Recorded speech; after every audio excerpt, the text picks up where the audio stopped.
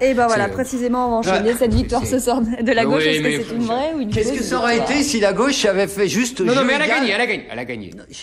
Non, mais elle ne profite. Tu m'accorderas que... C'est un succès mollasson. Voilà. C'est un succès sans élan. Alors voilà, on est d'accord. Elle a devant elle tous les problèmes. Bon, bah alors voilà. Si on peut s'entendre là-dessus, elle a devant elle à la fois le problème de leadership, le problème de ligne politique, et au fond la rupture avec les classes populaires qui étaient... Sauf que moi, je n'ai pas du tout les mêmes solutions qu'Éric Zemmour. Je crois que c'est pas en mettant en avant la xénophobie ou en mettant je ne mets pas en avant la xénophobie qu'on gagnera, que la gauche pourra trouver en tout cas une forme. Donc je pense qu'effectivement il y a le vrai problème de la mondialisation. Là aussi j'ai une divergence avec Éric, puisque moi je crois que c'est avec l'Europe qu'on peut répondre à la mondialisation. Lui il pense que c'est sur le repli de la France d'arrière-grand-papa qu'on y arrivera. Mais là aussi les réalités, Nicolas. C'est peut-être les réalités, mais il faut les dépasser. J'ai vu ce qu'a fait l'Europe depuis 15 ans face à la mondialisation. Elle a été le bélier de la mondialisation. Elle s'est pas couchée. Elle a été le bélier. Sans faire d'enfant. Elle a servi de cheval de Troie de la mondialisation. C'est différent. Et les socialistes ont été aux manettes, aux premières loges. Alors arrête avec ça, avec l'Europe, s'il te plaît, qu'on en parle. Parlons d'autres choses. Parlons d'autres choses, certainement. Maintenant, on parle de la gauche. Justement, le problème de la gauche, c'est que ce sont tous des enfants de Delors, tous des enfants de cette Europe-là, justement, tous. Martine Aubry. Mais c'est pour ça que c'est pour ça que les électeurs populaires ne votent pas pour elle. Mais il y a un lien dans tout ça, quand même. C'est marrant que vous vouliez pas le voir. C'est pour ça qu'elle fait là une petite victoire ridicule, alors qu'elle a déjà les conseils généraux et que normalement elle aurait dû cartonner. Elle avait toutes les conditions pour au moins tu m'accordes ça. Forte. Au moins tu m'accordes ça. Le cœur de l'histoire, il est là.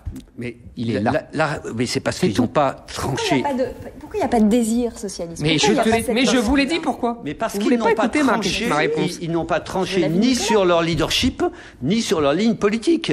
Et qu'il faudra bien, mais on se rejoint sur le constat, on diverge totalement sur les réponses. Parce qu'il n'a pas répondu, lui, au fond, vers quoi ils doivent se tourner. Est-ce qu'ils doivent retourner à la nation, je veux dire, aux déroulettes d'autrefois, et sonner, d'accord, moi je suis pour le salut aux couleurs tous les matins. Sauf que, face à la mondialisation, ça suffira pas pour résister et pour reprendre l'offensive. Il n'y a pas d'autre choix, sinon une Europe à 12, 20, 15, j'en sais rien, 5, 6, mais de réinventer ça. Là où je te rejoins, c'est que c'est mort, là, le système européen. Mais si tu ne penses pas autre chose de l'Europe, si tu au fond, te réduis à considérer, comme tu le fais, ça fait des beaux éditos, ça fait des beaux livres, que la nostalgie française, c'est ce qui nous fait vivre. Non, je pense qu'il faut la dépasser. Non, mais en tout cas, la gauche n'est même pas à ton constat, je te signale aimablement. À part Montebourg, qui prend des positions intéressantes, qui essaie de réfléchir là-dessus, sur la démondialisation, etc. Son bouquin était très intéressant là-dessus. À part lui, à part évidemment Mélenchon, qui, d'après moi, fera beaucoup plus mal à la gauche qu'elle ne veut bien le croire. Tout le reste du Parti socialiste, Hollande en tête, Strauss-Kahn en tête, tous les candidats crédibles sont sur une ligne hyper orthodoxe. Donc il faut pas te leurrer, ils sont en arrière de la main, même par rapport à toi. Mais je crois pas. Je crois qu'ils pourront pas faire autrement que de bouger. À la différence de ce que tu penses, je ne vois pas de descendance à Jacques Delors. Je pense que c'était une paternité stérile. Il y a que ça au contraire. Non, mais c'est c'est pour ça qu'ils ont perdu jusque-là, d'une certaine façon, parce qu'ils ont refusé au fond d'aller d'aller explorer d'autres chemins. Mais ils peuvent pas faire autrement, sinon ils perdront. C'est bien ça. Oui. Non, mais là c'est clair. Là, c'est clair. Bon, alors on va parler des Verts pour terminer. Et de cette surprise verte qui double, je crois, le nombre de ces conseils généraux. Et c'est effectivement un point intéressant de ce deuxième tour ce soir.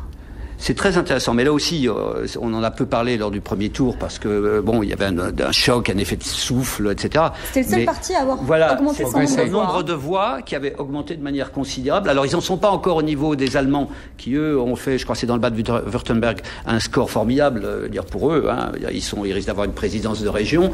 Je pense que il y a quand même une dynamique forte parce que là aussi c'est des élections qui ne leur étaient pas favorables. C'est quoi, l'effet Fukushima, c'est l'effet Japon? Je pense que ça doit jouer forcément, ça doit avoir un impact parce qu'au-delà de l'effet Japon, il y a au fond se catalyse à cette occasion-là une contestation de l'idéologie naïve zémourienne, progressiste, scientiste, du fait que au fond ils toussent vers le nucléaire, quoi. Je veux dire, c'est le truc magique et tous ceux qui contestent sont des archaïques. Va au-delà.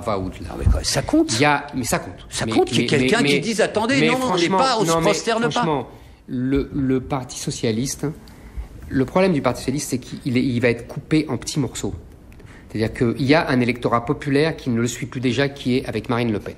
Il y a un électorat qui va aller vers Mélenchon pour sa critique de l'Europe et de la mondialisation. Et il y a un électorat peut-être plus bourgeois, plus diplômé. Il faudrait voir les chiffres précisément. C'est comme ça que je le sens, mais je peux me tromper. Qui va aller petit à petit vers les écolos. Ils en rêvent depuis 20 ans de pouvoir supplanter le Parti socialiste. Et petit à petit, et c'est pour ça aussi que le PS a une victoire, comme dit Nicolas Molasson, parce que tout ce que la gauche gagne sur Sarkozy part un peu partout, et il reste peu pour le PS qui reste un étiage classique. Effectivement, pour les Verts, ça va être un sacré moyen de pression du coup maintenant sur le Parti socialiste. Ça va être et notamment les négociations vont être très dures pour les législatives. La question est pour eux. Il y a la présidentielle comme toujours pour les Verts. Le drame des Verts, c'est qu'ils ont un seul candidat, c'est Cohn-Bendit, et qui veut pas y aller. Je maintiens cette analyse-là, et ils ont un problème, c'est qu'après ils se retrouvent bas, et que donc les négociations se font sur leur score de la présidentielle. Ils se font avoir à chaque fois. N'empêche que Zemmour n'a pas répondu quand même sur son scientisme, d'espèce de consternation devant la magie, devant ce culte. Je veux bien, Nicolas, mais je préfère un scientisme un peu naïf, comme tu dis, à des peurs millénaristes du Moyen-Âge. Même s'il faut nuancer mon scientisme, je te l'accorde. C'est marrant parce que tu dénonces toujours la religion. Je m'attendais à ce numéro-là sur les Verts, la religion verte. Mais je suis là pour te surprendre. Oui, mais tu me surprends, mais tu pourrais surprendre davantage encore si tu nous accordais que sur l'atome, il y a une religion, au fond, auquel on sacrifiait à la fois les progressistes de gauche, de droite, les gaullistes. C'est pas une religion. Ça a été une religion parce que toute contestation était interdite. Et Marine Le Pen, d'ailleurs, là-dessus, on l'a entendu avec stupéfaction quasiment, ou puis amusement ensuite, quand elle a dit, d'une certaine façon, c'est de la faute des écologistes parce qu'on n'a pas augmenté la sécurité, parce que les contestations des écologistes étaient insupportables, donc on n'a pas fait ce qu'il fallait pour développer la sécurité dans les centrales nucléaires, ce qui était un argument complètement démentiel. Mais là-dessus, je veux dire, toi, tu participes d'une religion qui est aussi corruptrice de l'esprit que le reste. C'est pas une religion, c'est un choix qu'on a fait il y a 50 ans qui nous a quand même permis d'avoir une électricité moitié prix, je crois, par rapport au reste de l'Europe, ou à 40%, et de nous donner 75% de notre électricité. C'est pas si mal, avec on n'a quand même pas eu d'accident, nous, Français. On n'a pas eu d'accident. Je rappelle toujours que aujourd'hui, on a tous lu Zola, et les coups de grisou, il y avait des dizaines de morts pour le charbon, et qu'en Chine encore aujourd'hui, il y a des dizaines de milliers de morts à cause du charbon. Toute énergie est dangereuse, et que les petites les trucs de l'éolienne là, c'est d'une rare. J'ai l'impression qu'il va s'envoler. C'est d'une rare laideur, et ça au mieux ça fera que 20% de notre électricité. Enfin, au-delà de ça, la non remise en cause de cette énergie nucléaire fait que tu te dispensais, comme tant d'autres, de toute remise en cause du modèle de développement de société. Alors, moi, je veux bien que tu me dises il y a eu moins d'accidents, etc. C'est sans doute exact, partiellement exact. Sauf que ça nous a interdit vraiment de réfléchir à tout mode de développement différent. C'est vrai. Il nous reste un peu plus d'une minute. Vous nous disiez tout à l'heure, le parti de gauche de Jean-Luc Mélenchon allait sans doute faire plus de mal au PS que ce qu'il voulait bien croire. Pourquoi ? Parce que Mélenchon, il va poser la question qui embête les enfants de Delors. C'est-à-dire Europe, le lien entre Europe, euro et mondialisation. Et donc le lien entre plan de rigueur, voté, je le rappelle, par les socialistes, le plan Breguer pour la Grèce, etc. Donc la régression sociale, comme ils disent à gauche, et l'Europe, et le positionnement du PS. Moi, je crois il va poser cette question-là. Il va pas arrêter de la poser. Heureusement qu'Éric Zemmour, je le soupçonne même d'avoir thésaurisé des francs. C'est-à-dire qu'il a... j'aurais bien aimé. Parce qu'il est tellement sûr qu'on va revenir au surtout franc. Surtout les billets de Pascal de 500 francs. Je suis sûr. C'est ça la Ils étaient beaux, moi. C'est pour ça qu'il ne veut pas évoluer. La différence, mon cher Nicolas. Non, tu peux te moquer. Je veux dire, il a sa cassette. Là, ne touchez pas à ma cassette, il va prendre du... Au moins, ils étaient beaux. Ce qui n'est pas le cas des euros. Et on s'arrêtera là-dessus. Merci beaucoup à tous les deux d'être venus vous disputer ce soir de deuxième tour des cantonales.